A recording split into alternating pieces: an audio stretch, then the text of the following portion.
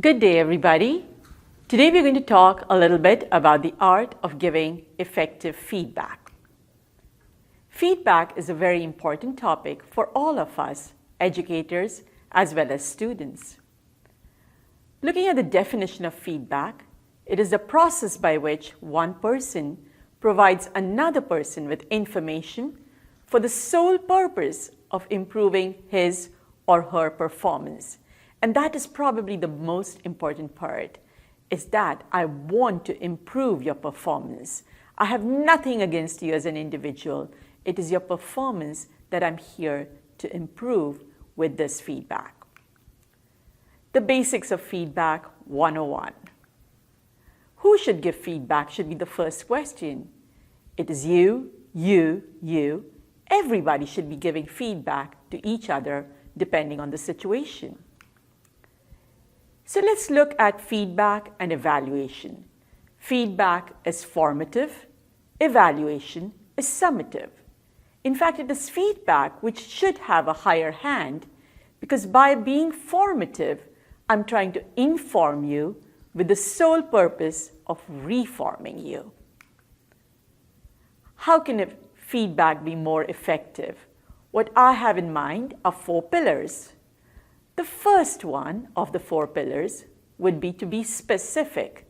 Give specific examples of what happened in that particular encounter and how that can be improved.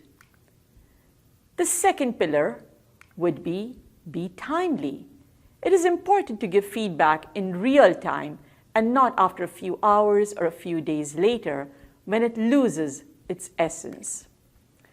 The third pillar would be to actually have time for reflection and to include the person himself in that reflection moment by asking, how do you think you did currently in this situation? How do you think you could improve on it? And the final pillar, as we go through the first 3 into the last one, would be to develop an action plan. So once again, there are 4 pillars. Be specific, be timely, include time for reflection, and develop an action plan. Having insight into oneself is important for receiving feedback. Having an action plan and understanding that action plan is equally important. And finally, having a strategy for long-term goals should be implemented. So what are the different methods of offering feedback? The first one, which all of us know pretty well, is the sandwich method, where we start by giving positive feedback, that's your little bun on the top, and then the meat in between, which is your critical analysis or the critique that you give, and finally the good one, back again to the bun at the bottom. This could be effective in many cases, but could lose its essence in a few people who just choose to stay with the positive feedback. And hence the second one. The second one could be called as cheese and cracker method. Little good, little not so good, little that could be better, strewn in between, sometimes positive and sometimes negative feedback, or something that could make a better change. The third method of feedback could be ask, tell, and ask. Ask the person, how do you think you performed today? Then tell the person what you thought could have been better and what went well. And finally, ask the person again how he could implement it and whether he agrees with what you just said. So this last one, the ask, tell, and ask method, is probably my favorite one. And I would encourage all of you to do the ask, tell, and ask method as much as possible in your interactions. Moving on, the one which we always hear is the minimal feedback. Hey, you did a nice job. Keep up the good work, whatever it is and whoever you are. Or just nonverbal cues like a shoulder shrug or raised eyebrow. I would say, please do not give minimal feedback. It is the least effective of all modalities.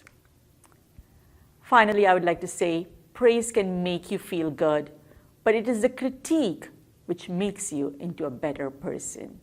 Use both of these wisely. When you're doing constructive feedback, make sure that you're doing it in the right way and not belittling the other person, as is noted in this picture. Constructive feedback helps to improve the performance. Positive feedback helps to reinforce a good thought process. Each of these, the constructive and the positive one, is equally important. Finally, a little bit on the 360-degree feedback. Feedback is given to a person not just in a hierarchical fashion from a teacher to a student, but should be done at every level from peer to peer, a horizontal way. If you're working from the employer to the employee, from the employee to the employer, whether it's a customer to the manager to a customer, employee, etc.